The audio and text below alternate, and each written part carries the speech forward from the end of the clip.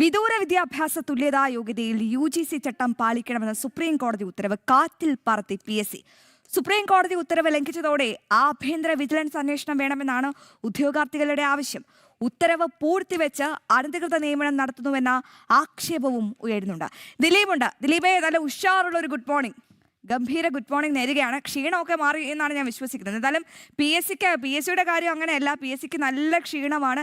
PSCക്കെതിരെ ഇങ്ങനെ തുടർച്ചയായിട്ട് ഇങ്ങനെ ആരോപണങ്ങൾ ഉയരുന്നു. ഏറ്റവും ഒടുവിൽ എന്താണ് ഇപ്പോൾ PSCക്കെതിരെ ഉയരുന്ന ആരോപണം? എന്താണ് ഈ അധികൃതരുടെ ഭാഗത്തു നിന്നുണ്ടാകുന്ന പ്രതികരണം?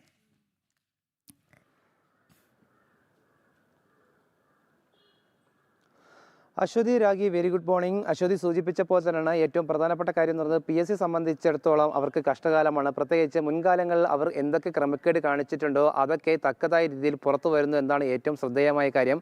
അതിൽ ഇന്നലെ വന്ന അല്ലെങ്കിൽ ഇപ്പോഴത്തെ ഏറ്റവും പ്രധാനപ്പെട്ട കാര്യം എന്ന് പറയുന്നത് അത് തന്നെയാണ്. അതായത് UGC ചട്ടങ്ങൾ ലംഘിച്ചുകൊണ്ടാണ് PSCയുടെ നിയമനങ്ങൾ നടത്തുന്നത് എന്നടക്കമുള്ള കാര്യങ്ങളാണ് പുറത്തു വന്നിരിക്കുന്നത്.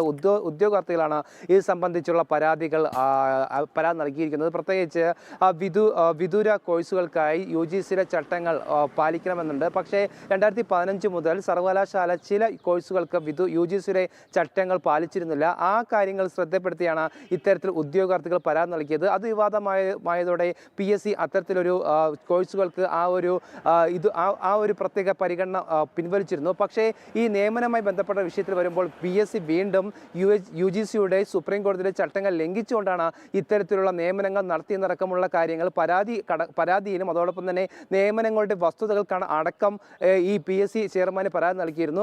അതിൻ്റെ അടിസ്ഥാനത്തിൽ മാത്രമാണ് PSC ചെയർമാന് ഇത്തരത്തിലുള്ള നിയമനങ്ങളുടെ ആ ഒരു തസ്തികയിലേക്ക് ഈ ഒഴിവുകൾ ഇപ്പോൾ ക്യാൻസൽ ചെയ്തിരിക്കുന്നത്. അതോടൊപ്പം തന്നെ കൂടിച്ചേർന്ന മറ്റൊരു വിഷയം എന്ന് പറയുന്നത് ഇതുമായി ബന്ധപ്പെട്ട് ആഭ്യന്തര അന്വേഷണം വേണമെന്നടക്കമുള്ള ആക്ഷേപം ഉയരുകയാണ്. പ്രത്യേകിച്ച് നമുക്കറിയാം, ആസൂത്രണ ബോർഡിലെ ക്രമക്കേടുമായി ബന്ധപ്പെട്ട് ഈ PSCയും അതുപോലെ തന്നെ PSC ചെയർമാനും അവിടുത്തെ ഉദ്യോഗസ്ഥരും ഇപ്പോൾ ആ ഒരു സംശയ നിലയിലാണ്. ആ ഒരു പശ്ചാത്തലത്തിലാണ് വീണ്ടും ഈ ഒരു വിഷയം വരുന്നത്.